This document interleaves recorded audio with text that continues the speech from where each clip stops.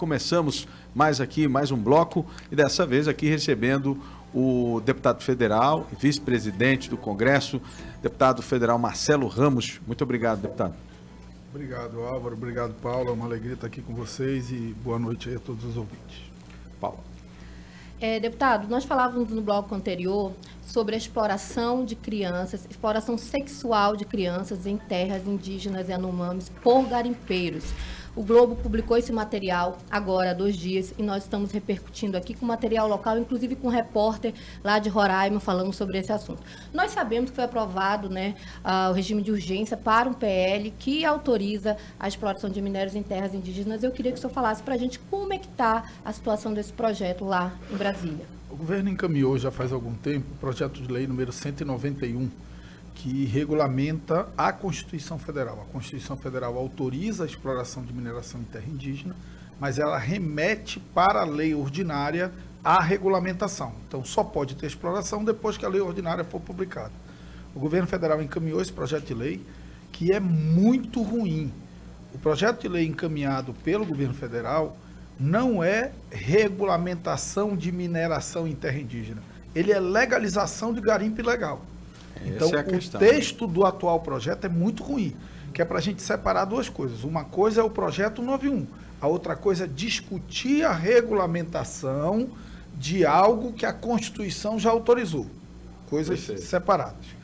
Foi aprovada uma urgência desse projeto 191, depois de muita polêmica na casa, mas foi aprovada a urgência, com o compromisso de que mesmo com a urgência aprovada, a matéria não ia direto ao plenário. A matéria seria objeto de um grupo de trabalho. O combinado é que esse grupo de trabalho seria formado 10 dias após a aprovação da urgência. Não foi até hoje, porque muitos partidos não indicaram os seus membros. Então, o estágio hoje é em aguardo da formação do grupo de trabalho, que terá 30 dias para construir um outro texto já, que é praticamente unânime dentro da casa, que o texto enviado pelo governo federal é um texto imprestável, porque não é um texto para regulamentar a mineração de forma sustentável. É um termo para legalizar garimpo. E hoje, inclusive, esse estudo que a gente acabou de falar, ele trouxe dados interessantes que nos preocupam muito. Eu estava falando isso no bloco anterior, porque a gente está falando de povos tradicionais que, essencialmente, são pessoas que não têm a malícia, por exemplo, que o garimpeiro ilegal.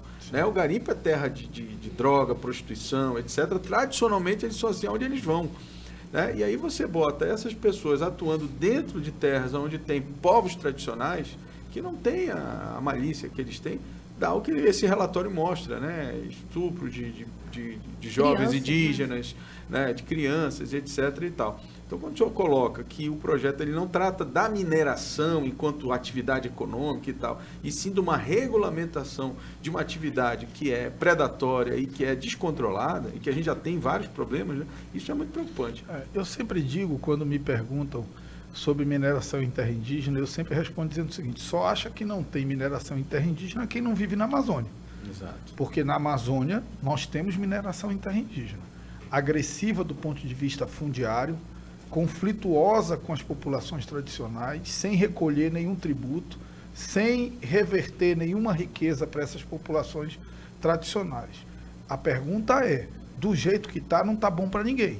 Ou o Estado brasileiro se mostra capaz de fazer uma fiscalização efetiva do garimpo implantado em terra indígena, ou é melhor você criar uma regulamentação dura, rígida, que não permite garimpo, mas que permita uma atividade industrial de mineração. Uma empresa que tem responsabilidade, que mitigue danos ambientais, que compense os danos que não possam ser mitigados, que tenha uma relação de parceria efetiva estabelecida em regras na legislação com as populações tradicionais, para que parte da riqueza gerada por isso seja revertida para essas populações tradicionais.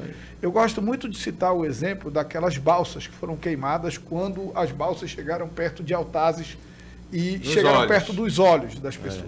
Depois que juntou aí 300 balsas... Não, existem 700 balsas daquela. Queimaram 30. Vão queimar as 700...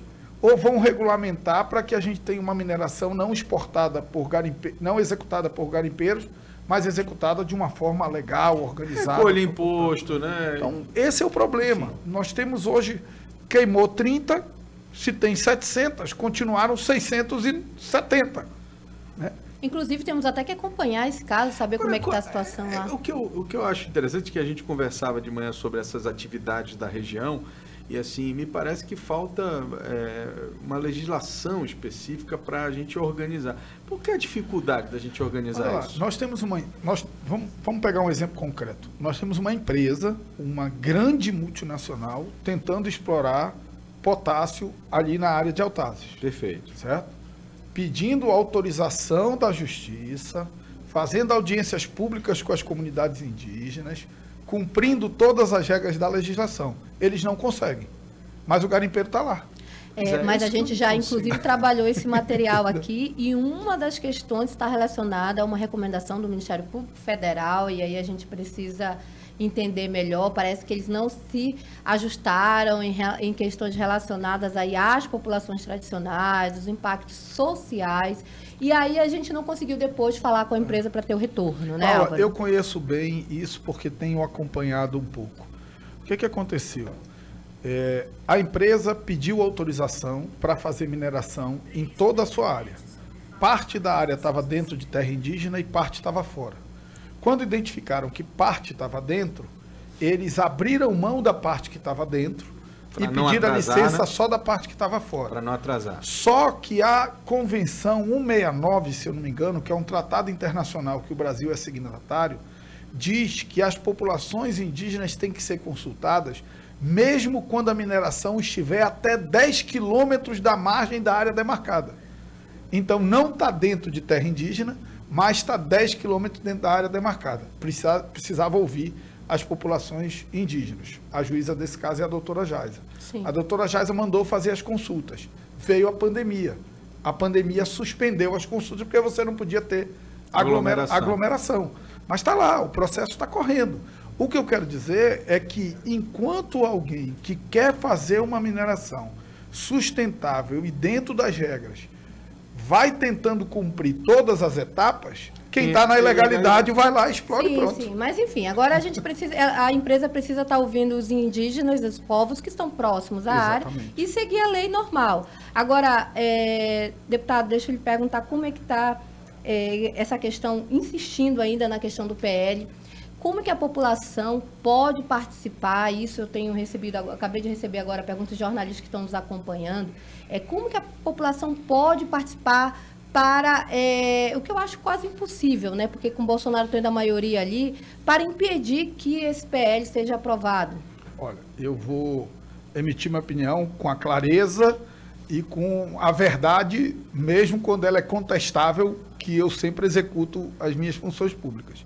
Projeto 91, eu sou absolutamente contra, mas eu quero discutir uma regulamentação. Eu quero saber se é possível você estabelecer uma regulamentação sustentável, ouvindo técnicos, ouvindo especialistas, ouvindo comunidades indígenas. Ou seja, mudando, alterando o que tem. Exatamente. Mas o que tem é só do governo. O fato é que a gente tem é só do governo. Só que o grupo de trabalho, ele pode fazer outro texto. Entendi. Tanto que eu pedi para participar do grupo de trabalho. Então, a essas pessoas que querem participar de alguma forma, o que eu digo é que será constituído um grupo de trabalho, o grupo de trabalho terá audiências públicas, nós vamos fazer um esforço de trazer audiências públicas até para realizar aqui no nosso estado, porque é o estado que talvez tenha esse apelo maior da mineração em terra indígena. Eu tenho insistido com os líderes partidários que é errado restringir o debate em mineração em terra indígena. O Brasil tem um problema regulatório na mineração, que diga os desastres de Brumadinho, estávamos falando disso aqui, de Minas. Então, nós precisamos, na verdade, discutir um novo marco regulatório da mineração do Brasil e, dentro desse novo marco regulatório, ter um capítulo sobre mineração em terra indígena. Eu pedi para o meu partido para ser membro dessa comissão, desse grupo de trabalho, e, em sendo membro, eu vou sugerir isso. Primeiro, que o debate seja mais amplo, e segundo, que o debate aconteça, pelo menos parte dele aqui no estado do Amazonas. E terceiro, que é uma questão insuperável, por conta dessa convenção, se eu não me engano o número é 169, qualquer legislação relacionada à mineração em terra indígena tem que ter o espaço de oitiva das comunidades indígenas. Então, nós vamos ter que, nesse ambiente, também ouvir as comunidades indígenas. O que eu acho, né, e eu acho que isso talvez seja algo que tem que ser trabalhado do ponto de vista da opinião da maioria, é a gente compreender que no momento em que a gente discute atividade econômica para a região, né, a gente não ter um espaço aberto para discutir, por exemplo, questões desse tipo. Né? Porque se você quer dar alternativas para a região, não tem como, você tem que discutir, explorar as riquezas que tem aqui. Se você não se dispuser a abrir o espaço para discutir essas questões, a gente vai ficar falando mais do mesmo, né? Álvaro, a gente fala numa nova economia, mas toda vez que quer construir um porto aqui no Amazonas, ninguém consegue. É uma confusão. Mas tem impacto ambiental. Vamos lá, em lugar nenhum do mundo se constrói um porto sem impacto ambiental. É óbvio. Até porque eu ainda não vi porto que não seja na beira do rio. Exatamente. A dúvida é, você vai abrir mão de construir ou você vai criar uma metodologia que mitigue danos ambientais e que compense os danos ambientais que, porventura, não possam ser mitigados. O problema é que tem uma turma que é contra tudo. Quem é contra tudo, tudo bem, tem o direito de ser contra tudo, eu respeito, mas não é o meu pensamento, porque não tem como você evoluir economicamente se você não for calibrando o desenvolvimento econômico, obras estruturantes com redução de impacto ambiental. Falando em porto, como que está o projeto? Não sei se eu tenho acesso a isso. Nosso polo naval, que já está aí mais de 20 anos no papel. Não sei como é que anda esse projeto, principalmente no âmbito da Secretaria de Planejamento. Independente da formalização de um polo naval aqui no Amazonas, nós temos um polo naval funcionando. Sim. É a história, né? E funciona. E por que nós temos um polo naval nesse caso? Nós temos um polo naval, e aí é das coisas que eu me sinto realizado na minha vida pública. Nós temos um polo naval porque existe um negócio chamado AFREM, que é adicional de frete. O adicional de frete é uma regra em que a cada R$1 de frete de combustível líquido a granel no interior do Amazonas, para o interior do Amazonas, nos rios do Amazonas, 40 centavos é pago pelo Fundo da Marinha Mercante. Esses 40 centavos, ele obrigatoriamente tem que ser usado para a renovação de frota em estaleiros locais. Por isso que praticamente todas as balsas que transportam combustíveis no interior do Amazonas, elas são de duplo casco. Isso tem um efeito enorme. Primeiro, um efeito ambiental. Você imagina o que seria uma balsa transportando combustível para abastecer uma termoelétrica no interior, furar o casco e derramar óleo diesel no Rio Negro, no Rio Amazonas, que seria um escândalo mundial. Segundo, gera centenas, talvez até milhares de empregos nos estaleiros aqui, porque estão construindo balsas o tempo inteiro para renovar a frota com esse recurso gerado pelo AFREM. Terceiro, barateia o combustível que chega no interior muito caro e chegaria muito mais caro se não fosse isso. Quarto, barateia a energia, porque praticamente toda a energia do interior é gerada através de termoelétrica movida a combustível fóssil. Então, o governo apresentou uma medida provisória derrubando esse AFREM. Seria um caos para o interior do Amazonas e para a indústria naval. E nós conseguimos, com muita luta, no Senado, depois no Congresso Nacional, derrubar o veto do presidente e manter o AFREM, que estimula a indústria naval aqui no estado. Quanto ao polo naval estruturado... Pois eu ia te perguntar agora, com todas essas condições que você acabou de citar, a gente não consegue compreender como o polo naval não pode surgir, né, Álvaro, como uma possibilidade, aí, uma alternativa de matriz econômica suplementar ao PIN. Sim. A gente não consegue entender por que isso não anda. Como eu disse, já existe uma série de estaleiros, isso já gera muito emprego, o que falta é aquela organização. A gente teve problema, que é aquela história também. Aqui tudo é difícil. Você quer construir um polo naval lá, não pode, ambiental, não sei o quê. Inverteram até a ordem do rio para não permitir o porto das Lajes, porque disseram que iam contaminar o rio, como se o rio andasse o contrário, né? Pois é, eu fico muito... Assim, cada vez que eu converso sobre esse assunto, eu entendo que, na verdade, não querem que o estado do Amazonas se desenvolva, nem com Zona Franca, nem com nada. O sentimento que eu tenho é esse, porque me parece assim, que tem medo do tamanho que a gente pode se tornar se a gente tiver condições claras. Esse povo do contra, entre aspas, a gente precisa compreender quem são, né? Quem são essas pessoas. Porque, assim, eu não sou especialista nessa área ambiental. Então, geralmente, nós, jornalistas, ouvimos quem é. E, geralmente, quem é especialista é contra. Mas tem um embasamento técnico para isso. Então, realmente, é preciso aí muita diplomacia, muito debate para compreender quem está certo, quem está errado, para poder fazer a Amazônia se desenvolver, né? Eu olho para o Amazonas. Eu acho que tem uma posição, assim, o Ministério Público Federal, na minha opinião, e eu topo o debate com eles em qualquer lugar, tem uma postura absolutamente intransigente nesse tema. E acho que tem um problema grave, que essa intransigência é decorrência dele, que é o pouco compromisso e a pouca estabilidade dos membros do Ministério Público Federal no Amazonas. Eles não conhecem. Quem vem, o cara faz um concurso nacional, quem vem para cá não vem porque quer, vem porque não sobrou outro lugar para ir. E ele já vem para cá doido para ir embora. E, portanto, não cria laços, não cria compromissos históricos, não avalia os impactos nas suas decisões no médio, longo prazo, porque efetivamente não tem família aqui, não tem filhos aqui, não tem laço nenhum, daqui a pouco se muda, vai embora e os problemas seguem aqui com a gente. Bom, a gente vai fazer um pequeno intervalo comercial e volta já já. Eu queria continuar nesse debate, porque eu acho que talvez seja algo que as pessoas não queiram falar muito, mas a gente precisa superar isso e a sociedade precisa se engajar nessa discussão, porque a gente fala tanto de economia, mas a gente começa a entender que, na verdade, são muitas forças contrárias que a gente tem uma economia estruturada em outros setores também, não só na Zona Franca. Paula. Deputado, agora vamos falar um pouquinho de Zona Franca de Manaus. A gente sabe que existe aí uma promessa do presidente Jair Bolsonaro para o governador do Amazonas, Wilson Lima, em reeditar o decreto do IPI, aí salvaguardando todos os interesses da Zona Franca de Manaus. A gente sabe que isso é uma promessa, né, que seria cumprida agora no início do mês e não foi. Hoje, segundo a apuração aqui do programa Boa Noite Amazônia, quem está sentado em cima dessa reedição é o chefe da Casa Civil de Bolsonaro, Ciro Nogueira. Eu queria saber se eu tenho informação sobre isso. O que de fato a gente pode aguardar aí sobre essa promessa? Olha, as informações que eu tenho, inclusive algumas delas na fonte originária, que é a secretária Daniela, secretária de Produtividade, é que o governo tem resistência a retirar 3 itens do decreto.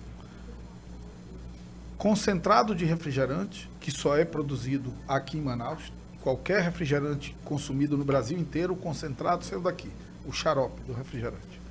Motocicletas, que só é produzido aqui no Brasil, tem moto importada, mas produção em larga escala, só aqui no Amazonas.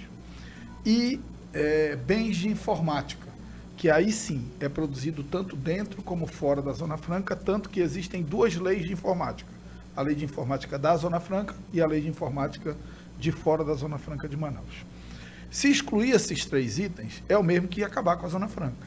Por quê?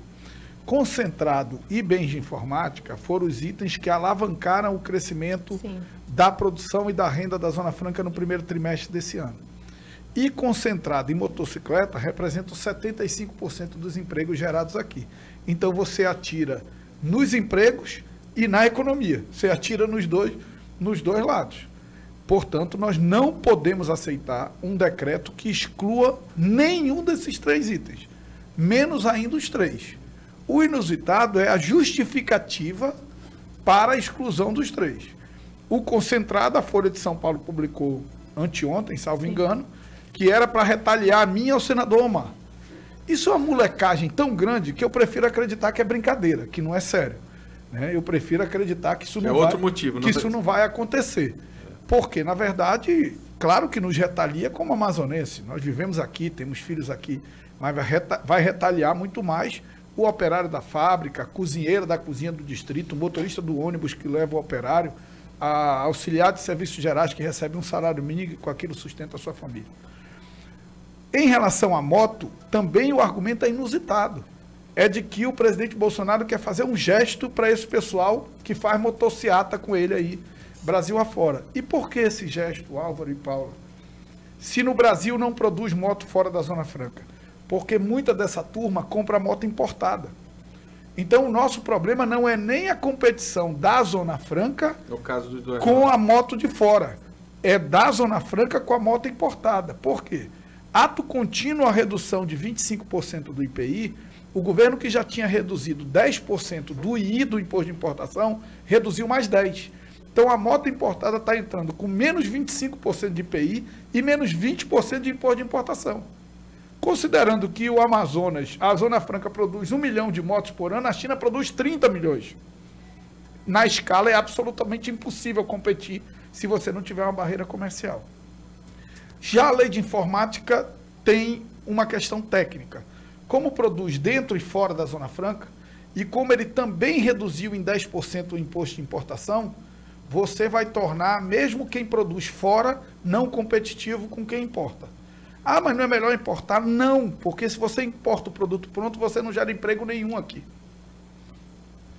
Fica só uma maquiagem, como se fala, né? Não, e veja, isso é uma realidade, inclusive, por exemplo, nos Estados Unidos, tem cidades que estão verdadeiros desertos depois que a produção passou para a China. Os Estados Unidos se arrepende, na pandemia, os Estados Unidos se arrependeu... Continua sendo uma grande nação, mas não tem emprego. O pessoal lá sofre. Os Estados Unidos se arrependeu e está agora tentando no governo Biden fazer um trabalho de reindustrialização. Porque eles começaram a olhar, é muito mais barato produzir na China.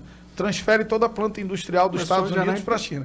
Antes, eu gosto de citar, a gente comprava um tênis antes, se a gente olhasse na etiqueta, tivesse made in Estados Unidos, era verdadeiro. Se tivesse made in China, era falso. Era isso aí. Agora não tem mais made in Estados Unidos, só tem made in China.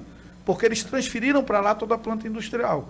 Isso tornou o tênis mais barato? Num primeiro momento pode até ter tornado. Mas acabou com os empregos dos americanos.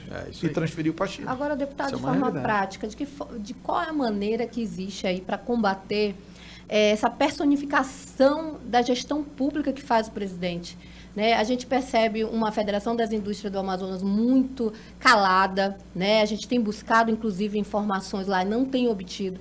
E o que a gente recebe mais é retorno do Centro das Indústrias do Amazonas, CIAN, através de Wilson Pérez, que, inclusive, tem falado para a gente que o Amazonas precisa ser mais altivo. Né? De que forma? Ajuizando agora ações, e a gente percebe o STF ali também não muito preocupado com as situações da Zona Franca de Manaus. Qual seria hoje a alternativa, né, para o polo industrial? Paula, primeiro eu fico feliz porque teve uma época que na política, nessas associações representativas da indústria, eu era uma voz absolutamente dissonante. Quando eu dizia sozinho que o modelo Zona Franca era incompatível com o pensamento econômico do ministro Paulo Guedes, porque ele é contra a renúncia fiscal. Sim. E ele é contra a barreira comercial. Hoje tá Mas claro, tinha aquela empolgação ali do pseudo-liberalismo do Bolsonaro, então estava todo mundo ali meio que anestesiado. E agora parece que está todo mundo saindo da anestesia. Ainda tem uma turma anestesiada. Não, ainda tem uma turma totalmente aí demente, né? Porque ainda é a favor. Eu falei anestesiado, a Paula já foi logo na canela, né? Não, eu vou para a demência porque política, tem muito especialista, economista de internet que diz, não, tá certo, a gente tem que buscar uma outra alternativa. Isso em que? Em um ano? Não, e mais, uma outra alternativa, eu vejo gente falar cada absurdo. Eu vejo gente dizer assim, nós temos que encontrar uma outra alternativa, nós temos que nos voltar para o turismo. O PIB da Zona Franca de Manaus é 150 bilhões de reais. O turismo do Brasil inteiro não gera isso. Então, primeira coisa, hoje de manhã eu ouvi lá, antes do programa, uma fala do ex-deputado Praciano dizendo, não, por que nós não produzimos cosméticos, fármacos? Porque nós não temos PPB de cosméticos e fármacos. E aqui ninguém tem incentivo se não tiver PPB. Falta informação. Mesmo se a matéria-prima for regional, mesmo para fazer um batom de cacau ou um shampoo de açaí, eu tenho que ter um PPB de cosméticos. E não tem PPB de cosméticos. E não tem PPB também de fármacos. Então, assim, as pessoas jogam palavras ao vento como se mudar uma matriz econômica fosse um passe de mágica. Sabe, eu não sei se é para querer ser diferente... Mas eu acho, viu, deputado, eu acho que também tem um aspecto que é o tempo que a gente teve também para tentar, pelo menos, iniciar esse processo. A gente sabe, óbvio, que a gente não é ignorante de imaginar que a gente vai mudar uma matriz econômica num piscar de olhos. Tem muita gente que é ignorante que acha isso, defende isso. Mesmo assim, mesmo nessa ignorância, qualquer pessoa, você não consegue, às vezes, terminar uma obra na tua casa em um ano. Mas, Álvaro, é porque a gente precisa ter... adaptar a legislação, e isso é muito difícil. Eu sei, mas olha só, 50 anos. Não, é o que eu estou dizendo. É um desafio conjunto. Eu acho que nesses 50 anos nós erramos muito. Por que nós erramos? Porque ao invés de investir em infraestrutura vinculada à atividade produtiva, a gente investiu em coisas supérfluas. Era para a gente ter um sistema portuário mais eficiente, mais competitivo, era para a gente ter uma energia melhor, era para a gente ter uma internet mais barata, era para a gente ter uma ligação rodoviária com o resto do Brasil. Nada disso a gente tem. Mas tem um problema também de legislação. Por que não tem PPB de cosmético? Não tem PPB de cosmético porque onde produz cosmético hoje não quer que tenha PPB de cosmético, porque não quer perder a sua indústria para cá. Não tem PPB de fármaco, por quê? Porque a indústria de fármaco está quase toda em Goiás. E Goiás faz um lobby danado junto com São Paulo para que não tenha PPB de fármaco, para não perder a sua indústria e trazer a indústria para cá. Então, não é um desafio fácil. Tanto que eu acho que o correto não é lutar por PPB. Eu tenho dito e apresentei um projeto de lei nesse sentido, que o correto é desobrigar o PPB, o processo produtivo básico, ao invés de brigar para aprovar um quando PPB, houver preponderância de matéria-prima regional. Porque eu não quero autorização para fazer shampoo. Eu quero autorização para fazer shampoo de açaí coletado na Amazônia. E para isso não precisaria do PPB. Eu não quero autorização para fazer batom. Eu quero autorização para fazer batom de cacau plantado e colhido na Amazônia. Eu não quero autorização para fazer mais concentrado de refrigerante, que a gente já tem PPB. Eu quero autorização para fazer um concentrado de cupuaçu, de buriti, de açaí plantado e colhido na Amazônia. Então, assim, a gente tem muita dificuldade. E eu posso dizer, sem nenhuma arrogância, mas com autoridade, porque eu apresentei o projeto de lei que retira a obrigatoriedade de PPB. Processo produtivo básico quando houver preponderância de matéria-prima regional. O Paulo Guedes é contra, não deixa aprovar. Na lei de informática, nós conseguimos mudar as regras e garantir um investimento maior em indústria de software, porque a indústria de software também pode ser o futuro da Amazônia, porque ela não precisa de estrada, não precisa de porto, não precisa de nada, ela precisa de mente e de nuvem no sentido tecnológico da palavra. Nós atualizamos todos os sistemas operacionais da Samsung aqui, no Cydia. Saiu da China para cá, ninguém nem soube, porque não precisou carregar em container e nada. É informação, é inteligência, é conhecimento. Eu apresentei o projeto de lei, que também o governo atrapalha a aprovação, para vincular que obrigatoriamente parte dos recursos de P&D, de pesquisa e desenvolvimento da lei de informática, sejam aplicados na pesquisa de bioindústria. Ou seja, você aplicar recursos, vai dar R$1 bilhão os recursos de P&D da lei de informática esse ano. Deu 800 milhões ano passado, vai dar R$1 bilhão esse ano. Eu apresentei um projeto de regulamentação do mercado de carbono, o governo federal é contra. Então o Paulo Guedes fala de novas alternativas, mas toda vez que ele não propõe nova alternativa nenhuma. E toda vez que alguém propõe, ele é contra. Então vamos separar a Amazônia do Brasil, a gente cria um país novo e vamos fazer a nossa regra, porque tá quase... O maior medo deles é esse, né? Mas olha, começa a fazer sentido os absurdos Eu acho que a gente precisa começar a especular essa possibilidade de internacionalização da Amazônia. Não é só esse governo, né? A gente tem que entender que uma das coisas Brasil, né? Uma das coisas que eu mais ouvi nessa discussão do IPI, de gente do Ministério da Economia, de gente do governo federal, de deputados bolsonaristas, é o seguinte: a medida é boa para o Brasil e é ruim para a Amazônia. O Brasil inteiro não pode penar por causa da Amazônia. Como se algo fosse bom para o Brasil se for ruim para a Amazônia. Não pode ser bom para o Brasil, primeiro porque a Amazônia é Brasil. E segundo porque a Amazônia é o que há de mais importante na imagem do Brasil para o mundo. Isso tem que ter algum valor. E fora que não é nenhum favor, tu lembras o que o Wilson Périco falou? Olha, eu apoio ali, ela tá para pular aqui em cima da gente ali com o break. Só para finalizar aqui, eu acho que o break não, já é a voz do Brasil é o fim, né? Empurrando aqui. Já é o Bolsonaro falando. Ela tá para pular na gente aqui, daqui a pouco ela joga uma água ali. Então, assim, Marcelo, o próprio Wilson Périco falou aqui pra gente que não é um favor, né, da gente, do Brasil para com a Amazônia. Olha, parece que a gente está falando de dois países totalmente diferentes, né? Mas é assim que eles nos tratam.